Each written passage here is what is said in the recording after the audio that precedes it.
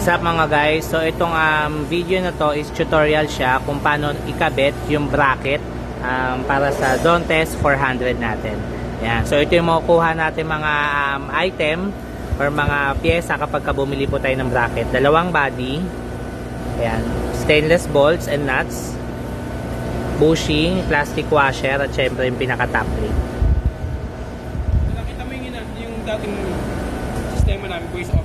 Ayan, so ito po yung Zontes 400 natin. Kakabitan po natin siya ng K3 rack bracket. Ayan, ito po siya. Kabit po natin dito. Ayan, so ito po yung pinakalikod nung Zontes 400 natin. So dito po tayo kakapit. Tatanggalin po natin ito, and then ito. Ito, and then ito. Ayan. Ayan. Tatanggalin lang po natin yung mga rubber cover.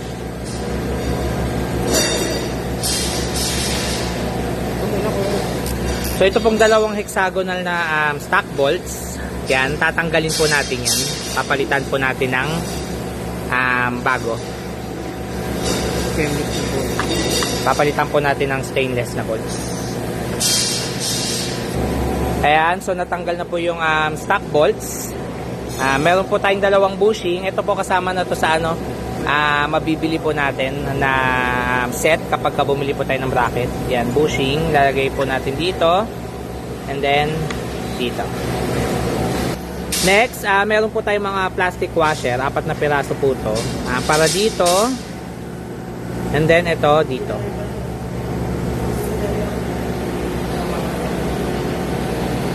Yan, so next po, ito na po yung pinaka-body ng bracket natin. Yan, ilalapat nyo lang po siya dyan. Yan, ito pong paghigpit ng hexagonal bolts, alalay lang po muna. Huwag nyo po munang isasagad. Ayan, tapos ito po, ilalagay nyo sa likod. Yan, para hindi po magasgas yung pinaka-bracket natin. Tsaka may space. Yan.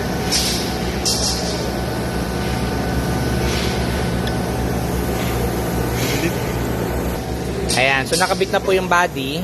Mamaya ganyan din po yung gagawin natin dito. Pero wag nyo po muna ihigpitan yung mga natin, bolts po natin. Alalay lang po muna. Ayan, so nakabit na po natin yung kabilang part din ng pinaka-bracket natin. Maluwag pa po yan ha. Wag nyo po munang ihigpitan. Ayan. Iakma nyo lang po muna. Wag nyo po munang ihigpitan. Ayan, so next, ipapatong na po natin yung pinaka-top plate po ng bracket. Meron po tayo ditong 4 na Phillips-Head saka lock nut. Ayan. Stainless na rin po yan.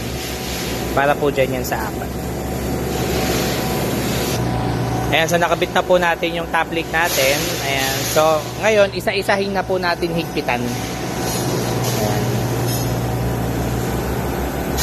Ayan. So ang una po pala natin ihigpitan, ito. Next, ito. And then huli po itong hexagonal.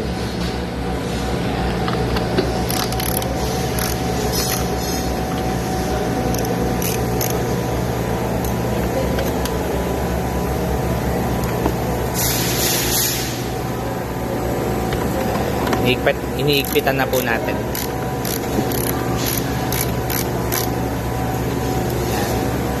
So last, ito na po. Pag naigpitan nyo na po yung mga tornilyo dito, ito na po yung pinakahuli nating ihigpitan sa top plate.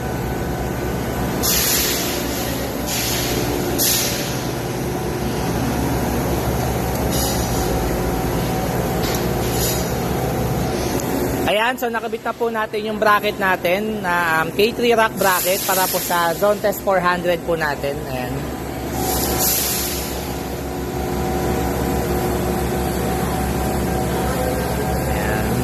So pagsara ng upuan,